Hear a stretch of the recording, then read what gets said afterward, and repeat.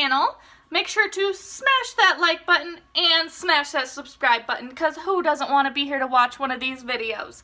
Okay, so today we are going to go over what I do for Poshmark, how I sell my stuff, what I do to sell my stuff, where I get my stuff like that, you know. So most of the stuff that, in the clothes, the items that I put on Poshmark, I either get from local yard sales, people that I work with, family members. So oftentimes, instead of just taking it to a Goodwill, they just drop it off with me. Because either way, they're donating it to somewhere that's just going to resell it. So it's nice. I appreciate it because it helps me out. I do make, on a good month, I can average about an extra 100.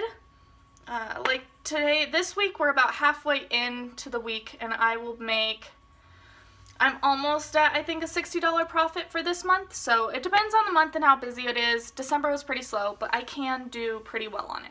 So I've got their stuff, and when I post it, a lot of people take time to post their items and they'll style it, and I like that method, but I also like my method. So I do a little bit of both. So there's the styling, making sure everything looks perfect, it's paired with something, or it has a really beautiful backdrop, or I just hang it up on my wall on a pin. It's super simple, super easy, and just hang it on the wall, take a picture of it, and post it. Because there's definitely two different sides. Because it's nice to see it paired with something else, but also that something that bothers me is when I go on and I see something all styled, and then it doesn't come with the second thing that's on there. So it's like, oh, it's $9 for that two-piece. That's really awesome looking. Like, that's a really good workout outfit, and then you see it's just one piece and you're like, well, that's kind of expensive for both that. So it kind of gets your hopes up, and I don't really like that. So I try not to pair it with pieces just because of that. The other thing I do is I just make sure to look it all over, make sure to get rid of any loose ends, and then take pictures of any spots that are on there. I mean, you're buying used items. People know what they're getting. And if you post all the pictures and you're just honest, they know. There's nothing for you to worry about.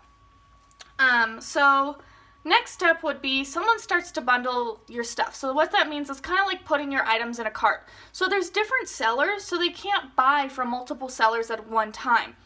So oftentimes they're going to want to bundle a bunch of your stuff because they don't want to pay full shipping price just for one item, because it can get pricey. I mean, even if your item is $5 and you're selling it for $5, when they're buying it, it's about $6 in shipping. So you're paying $11 for something that's used, and you're like, oh, is it worth it for all that? So oftentimes people do bundle when they want something from your closet. And you'll also find if someone can't find multiple things from your closet, if you don't have enough variety, often people don't want to buy from you because they don't want to pay so much for that one item. Unless you're talking about Gucci. And then in that case, they don't really care. It's a discount for them either way. So they bundle all your items, and usually there's one or two people. There's the first kind of person who's just going to bundle the items and purchase it right away because they want to make sure that they get the items that they want. The second kind of person you're going to get is someone who's bundled your items and then wants you to offer a discounted price on top of the price that you have listed. So usually you can make it to where Poshmark says, if you have more than 2 items in your bundle, you give a 15% off automatically. So that does happen, but usually people want a bigger discount than that. So what I do, when I post my items, I do post them a little bit higher than I think I'm going to get for them. And that's because if I start them often at $4 or $5, which I did just recently post just to see what would happen, oftentimes they like them, and then I have no I can't give them incentives to buy. So if they're already liking it at $3, I make nothing off a $3 sale. So I like to bundle things because I'm not going to make any money off of that $3 sale. So they're liking it, and I can't offer them anything to get them to buy. So it kind of sticks you in this weird spot that you're just like hoping someone bundles that $3 item, which does happen, but it just makes it harder to sell the item. So I have a few items in my shop just to add to bundles, and I do sell them. It's just a slower process. When they purchase it, you only get some of the money. Poshmark takes out, I don't know if there's like a dollar amount or percent amount. I'm editing the video right now and I looked it up. So Poshmark takes $2.95 if it's something that you're selling under $15. Otherwise, they just take 20%. So there you go.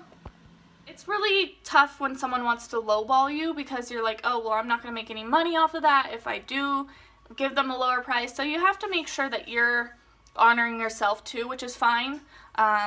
You can also do sales to make sure people are coming in, get a bundle. But the best way to earn money is through bundles because you're selling a bunch of stuff, but you actually make more in the end than if someone were just to pay $5. Because if someone has something in their basket for $5 and I want to give them an incentive to buy, I am going to give them a discounted shipping. And then in that case, I'm only making 25 cents on something that's $5. So you definitely have to know what you're selling. Sell something that's worth a little bit more, because I do have stuff that's cheap, but it's usually just part of bundles. So make sure just to put higher price items. Okay, so now that we've got back over the how much I make off of it, it would be on to shipping the items. So I have an order right here, and I will post a little snippet of what they bought right now.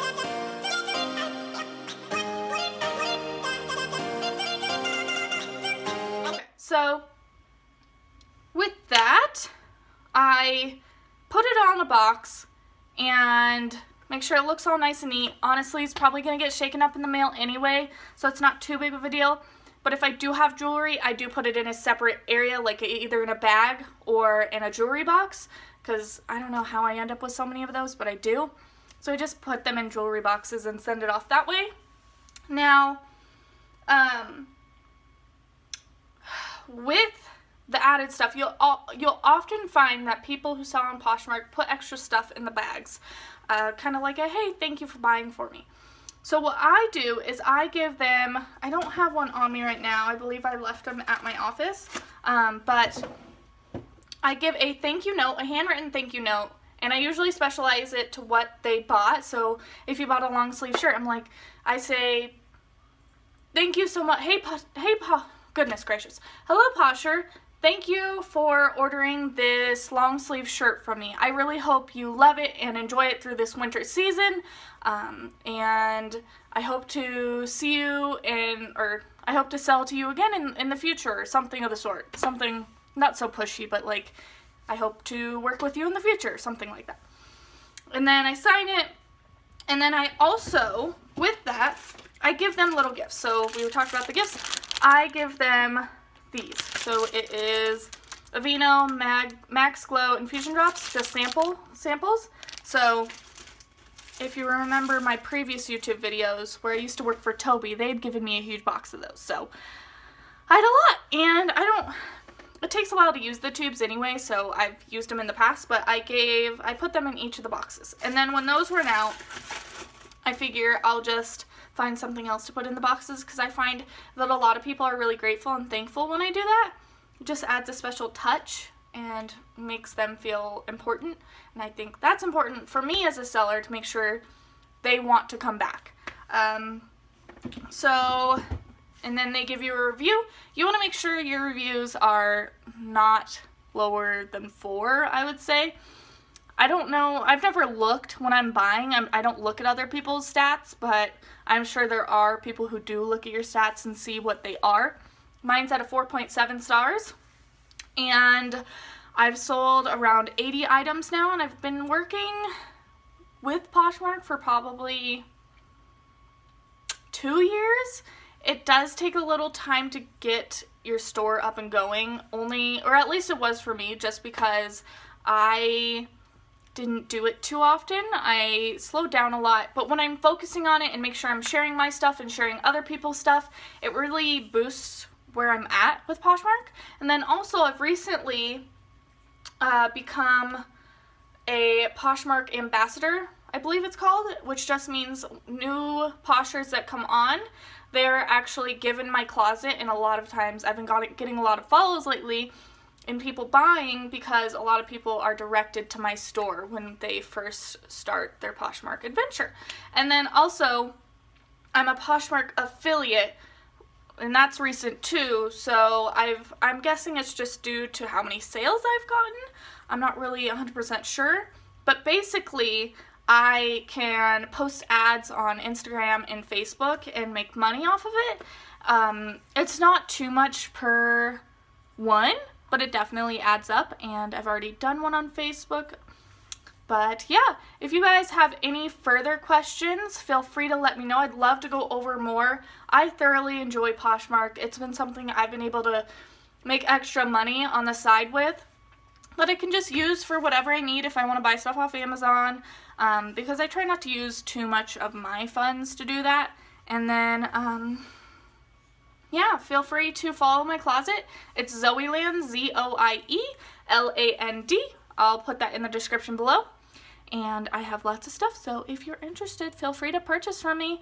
And yeah, make sure to like this video, subscribe, and I will see you guys next week. Peace out, Girl Scouts!